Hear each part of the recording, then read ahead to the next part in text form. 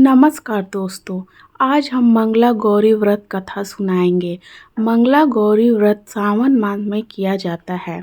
इसे करने से मनवांछित फल प्राप्त होता है। माँ पार्वती अत्यंत प्रसन्न होती है। जिसे संतान नहीं होती उनके लिए ये व्रत बहुत शुभ फल देता है। इसलिए ये कथा आप ध्यान पूर्वक सुने। एक समय की बात है। एक छोटे से गांव में एक साहूकार अपनी पत्नी के साथ निवास करता था। साहूकार धनवान था और उसके घर में किसी भी प्रकार की कोई कमी नहीं थी। फिर भी वह अपनी पत्नी संतान न होने के कारण दुखी रहते थे। संतान की कमी उन्हें हमेशा कचोटते रहती थी। एक दिन की बात है, उस साहूकार के घर में साधु आए। साहूकार ने उनका आदर सत्कार किया और उन्हें अपनी समस्या के बारे में बताया।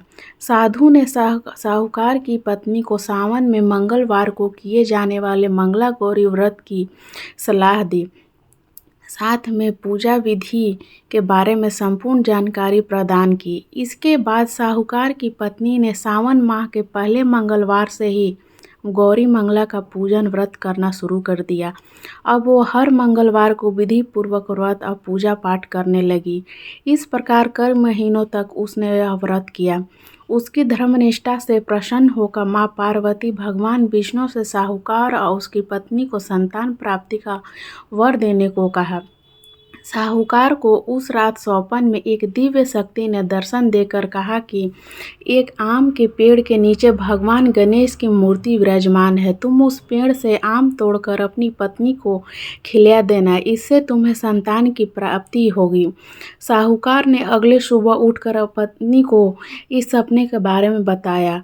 वह उस आम के पेड़ को ढूंढने निकल पड़ा। काफ़ी समय ढूंढने के बाद आखिरकार साहूकार को वह आम का पेड़ मिल गया जहाँ भगवान गणेश की मूर्ति विराजमान थी। उसने आम तोड़ने के लिए उसे पत्थर से मारना शुरू कर दिया। पत्थर फेंकने से एक आम टूट के तो नीचे गिर गया, लेकिन एक पत्थर भगवान गणेश को जाकर लग गई। भगवान गणेश प्रकट हुए और क्रोधित होकर उसे श्राप दे दिया। बोले, हे पापी, तूने मुझे चोट पहुंचाई है, इसलिए तेरी संतान 21 वर्ष की आयु में मृत्यु को प्राप्त हो जाएगी। यह सुनकर साहूकार बहुत घबरा गया और वापस घर आया। उसने वह फल अपनी पत्नी को खिला दिया और इस घटना के बारे में किसी को नहीं बताया। कुछ समय पश्चात भगवान शिव और माँ पार्वती के आशीर्वाद से साहूकार को पत्नी को पुत्र की प्राप्ति हुई। इससे उन दोनों के जीवन में खुशी का ठिकाना न रहा। लेकिन साथ ही साहूकार इस बात से भी चिंतित था कि उसका पुत्र अल्पायु होगा। देखते ही देखते वह बालक 20 वर्ष का हो गया और व्यापार में अपने पिता का हाथ बटाने लगा। एक दिन घर लौटते समय साहूकार पेड़ की छांव में तालाब किनारे अपने पुत्र के साथ भोजन करने लगा। तभी वहां कमला और मंगला नामक 2 कन्याएं कपड़े धोने के लिए आई और कपड़े धोते हुए आपस में बात करने लगी। कमला ने मंगला से कहा कि मैंने इस सावन मास में प्रत्येक मंगलवार को मंगला गौरी व्रत रखने का निश्चय किया है। तुम भी माँ पार्वती को समर्पित यह व्रत अवश्य करना। इससे माँ पार्वती प्रसन्न होती हैं और आप पर उनकी कृपा दृष्टि बने रहती है। इससे मनवांछित वर और अखंड सौभाग्य की प्राप्ति होती है। कमला की बात सुनकर मंगला इस व्रत को करने को तैयार हो गई। दूसरी ओर साहूकार ने दोनों कन्याओं के बीच यह संवाद सुन लिया और उसने अपने मन में यह सोचा, ये मंगला गौरी व्रत करने वाली कन्या है, इससे अखंड सौभाग्य प्राप्ति होती है।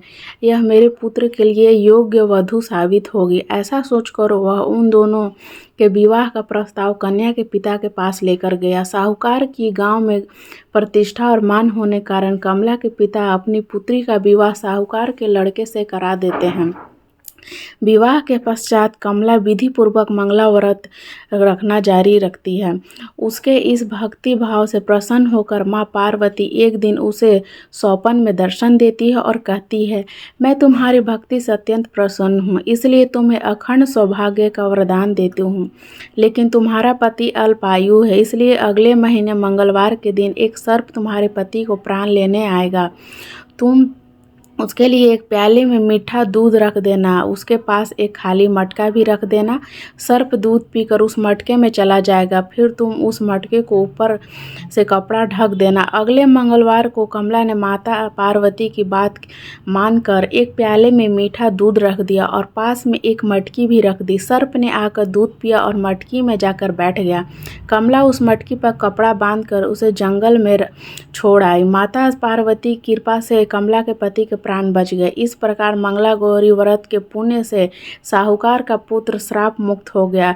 जब कमला ने घर में सबको यह चमत्कार के बारे में बताया, सब आश्चर्य हो गए। इसके बाद साहूकार उसकी पत्नी ने पुत्र और पुत्रवधू को आशीर्वाद दिया। पूरा परिवार सुख पूर्वक जीवन व्यतीत करने लगा। तो दोस्तों, इस कथा से हमें ये जानकारी मिलती कैसे दुखी जीवन को सुख में बदला जा सकता है। माँ पार्वती की कृपा से सब मनोकामना पूर्ण होती है। आप भी ये व्रत करें और कथा सुने और सुनाएं, सब इच्छा पूरी होगी। आज के लिए इतना ही। अगले वीडियो में मैं फिर से नई कथा लेकर आऊँगी। तब तक के लिए बाय बाय दोस्तों।